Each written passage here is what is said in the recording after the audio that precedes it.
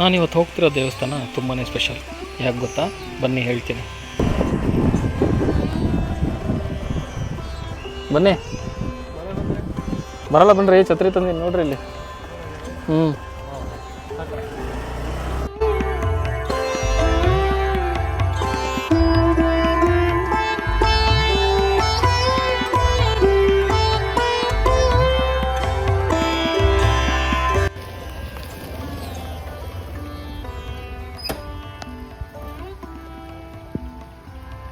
Correct reach ಆದಂಗೆ ಮಳೆ ಬಂತಲ್ರಿ. ಛತ್ರಿ ತಂದಿದ್ದು ಒಳ್ಳೇದಾಯ್ತು ನೋಡಿ. ಬಟ್ ಈಗ ಮೇಲೆ ಹೋಗ್ಬೇಕಲ್ಲ, ಸನ್ರೈಸ್ಗೆ ಅಂತ ಮತ್ತು ಸನ್ಸೆಟ್ಗೆ ಅಂತ ಬಂದ್ವಿ. ನಮ್ಮದೇ ಸೆಟ್ ಆಗಿಬಿಡ್ತು. ಹಾಂ, ರೈನ್ ಸೆಟ್ ಆಗ್ತಾಯಿದೆ, ಸನ್ಸೆಟ್ ಬಂದು.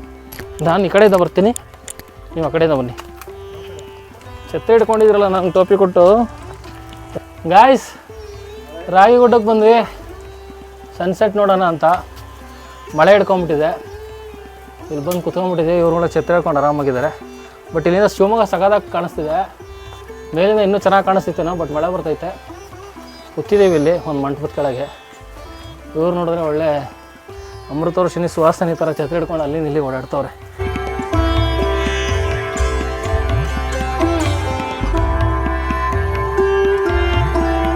ಸೊ ಗಾಯ್ಸ್, ಇವತ್ತು ಡೇ 10, ಅಂದರೆ day 10 of my 365 days challenge.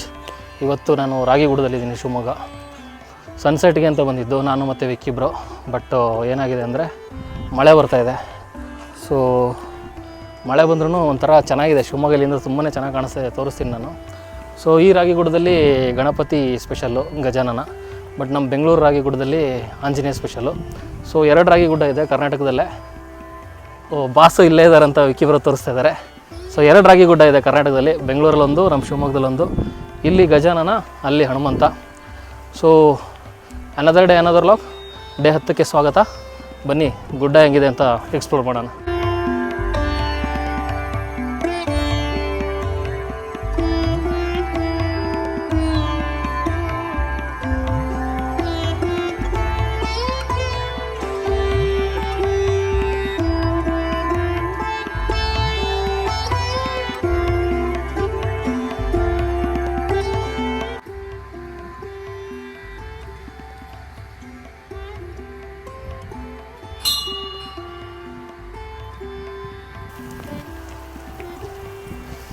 ಜೋರು ಮಳೆ.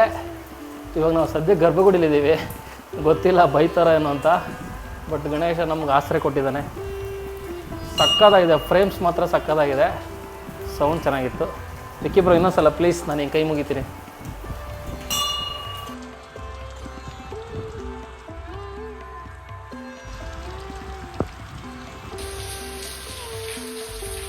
ನಮಸ್ತೆ. ಇದು ಶಿವಮೊಗ್ಗದ ರಾಗಿಗುಡ್ಡ ದೇವಸ್ಥಾನ. ಇಲ್ಲಿ ಮೂಲ ಸ್ಥಾನ ಶ್ರೀ ಬ್ರಹ್ಮ ವಿಷ್ಣು ಮಹೇಶ್ವರ. ಮತ್ತಿಲ್ಲಿ 7 ದೇವಸ್ಥಾನ, 16 ದೇವರುಗಳಿದ್ದಾವೆ. ಮೊದಲಿಗೆ ಗೋಕರ್ಣ ಗಣಪತಿ, ವರಮೂರ್ತಿ, ಬ್ರಹ್ಮ ವಿಷ್ಣು ಮಹೇಶ್ವರ, ಸುಬ್ರಹ್ಮಣ್ಯ, ಆಂಜನೇಯ, ಪಾಂಡುರಂಗ ರುಕ್ಮಿಣಿ, ಸರಸ್ವತಿ, ಲಕ್ಷ್ಮೀ, ಪಾರ್ವತಿ, ಪದ್ಮಾವತಿ, ಭೂದೇವಿ ಹಾಗೂ ಶನಿಮಹಾತ್ಮ ದೇವಸ್ಥಾನ. ಇದು 100 ವರ್ಷದ ಹಿಂದೆ ವೀರದಾಸನವರು ಸ್ಥಾಪನೆ ಮಾಡಿತ್ತು. ಎಲ್ಲ ಭಕ್ತಾದಿಗಳ ಹತ್ರ ಕಾಲ್ನಡಿಗೆಯಲ್ಲಿ ದೇಣಿಗೆ ಕಲೆಕ್ಟ್ ಮಾಡಿ ಈ ದೇವಸ್ಥಾನನೆಲ್ಲ ಅವರೇ ಸ್ಥಾಪನೆ ಮಾಡಿದ್ದು. ಇಲ್ಲಿ ಪ್ರತಿ ವರ್ಷ ಶಿವರಾತ್ರಿಗೆ ರಥೋತ್ಸವ ಆಗುತ್ತೆ, ಮತ್ತು ಮಾರನೇನ ಅನ್ನ ಸಂತರ್ಪಣೆ ಆಗುತ್ತೆ. ಶ್ರಾವಣದಲ್ಲಿ ವಿಶೇಷ ಪೂಜಾ ಕಾರ್ಯಕ್ರಮಗಳಿರ್ತವೆ. ದಿನನಿತ್ಯ ಪೂಜೆ ನಡೆಯುತ್ತೆ ಬೆಳಗ್ಗೆಯಿಂದ ಸಂಜೆವರೆಗೂ. ನಮ್ಮ ಕರ್ನಾಟಕದಲ್ಲಿ ಏಕೈಕ ದೇವಸ್ಥಾನ ಅಂದರೆ ಶ್ರೀ ಬ್ರಹ್ಮ ವಿಷ್ಣು ಮಹೇಶ್ವರ. ನಮಸ್ತೆ. ಸೊ ಅವ್ರು ಹೇಳಿದ್ದು ಕೇಳಿದ್ರಲ್ಲ, ಭಾರತದಲ್ಲಿ ವಿಶೇಷತೆ ಅಂದರೆ ಎಲ್ಲ ಕಡೆ ಬ್ರಹ್ಮ ವಿಷ್ಣು ಮಹೇಶ್ವರರ ಒಂದೇ ಕಡೆ ದೇವಸ್ಥಾನ ಇರಲ್ಲ. ಬಟ್ ಇಲ್ಲಿ ಒಂದೇ ಕಡೆ ಬ್ರಹ್ಮ ವಿಷ್ಣು ಮಹೇಶ್ವರ 3 ಜನಕ್ಕೂ ಪೂಜೆ ಆಗುತ್ತೆ. ಬಟ್ ನನಗೇನು ಇಷ್ಟ ಆಗ್ತಿರೋದು ಅಂದರೆ ಈ ಫ್ರೇಮು ನೋಡಿ ಎಷ್ಟು ಚೆನ್ನಾಗಿದೆ.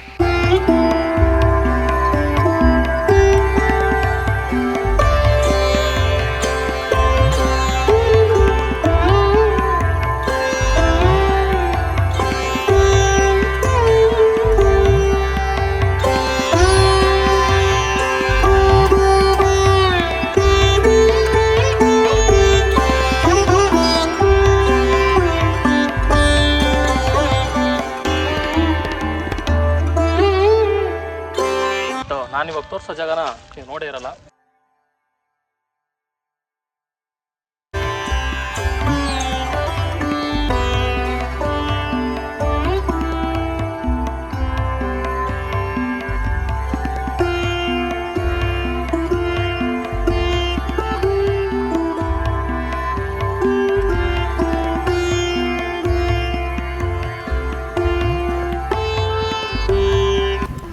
ಸೊ ತುಂಬ ಜನ ನಂಗೆ ಕೇಳ್ತಾ ಇರ್ತಾರೆ ಯಾಕೆ ಯಾವಾಗಲೂ ಜಾಸ್ತಿ ದೇವಸ್ಥಾನಕ್ಕೆ ಹೋಗ್ತಿರ್ತೀಯ ಅಂತ.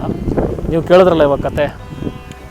ಇಂಡಿಯಾದಲ್ಲಿ, ನಮ್ಮ ಭಾರತದಲ್ಲಿ, ನಮ್ಮ ಕರ್ನಾಟಕದಲ್ಲಿ ಎಲ್ಲ ಒಂದೊಂದು ದೇವಸ್ಥಾನಕ್ಕೂ ಒಂದೊಂದು ಕತೆ ಇದೆ. ಅದ್ರ ಹಿಂದೆ ಅಂತ ಒಂದೊಂದು ಹಿಸ್ಟ್ರಿ ಇರುತ್ತೆ, ಇತಿಹಾಸ ಇರುತ್ತೆ. ಅದನ್ನೆಲ್ಲ ಕೇಳೋಕ್ಕೆ ಒಂಥರ ರೋಚಕ, ಒಂಥರ ಇಷ್ಟ ಆಗುತ್ತೆ ನನಗೆ. ಸೊ ಅದಕ್ಕೆ ದೇವಸ್ಥಾನ ಹೋಗ್ತೀನಿ, ಇನ್ನರ್ಧ ಮನಃಶಾಂತಿಗೆ ಅಂತ ಹೋಗ್ತೀನಿ. ಸೊ ಇಲ್ಲಿಗೆ ಡೇ 10 ಮುಗೀತು. ಇಲ್ಲಿವರೆಗೂ ಈ ಲಾಗ್ನ ನೋಡ್ತಾ ಇದ್ದರೆ ಲೈಕ್ ಮಾಡಿ, ಶೇರ್ ಮಾಡಿ, ಕಮೆಂಟ್ ಮಾಡಿ, ನನ್ನ ಇನ್ಸ್ಟಾಗ್ರಾಮಲ್ಲಿ ನನ್ನ ಫಾಲೋ ಮಾಡ್ಕೊಳ್ಳಿ. ಆ್ಯಂಡ್ ಎಲ್ಲರೂ ತುಂಬಾ ಚೆನ್ನಾಗಿ ಸಪೋರ್ಟ್ ಮಾಡ್ತಾಯಿದ್ದೀರಾ. ಇನ್ನೊಂದು ಸಲ ಥ್ಯಾಂಕ್ ಯು. Good day.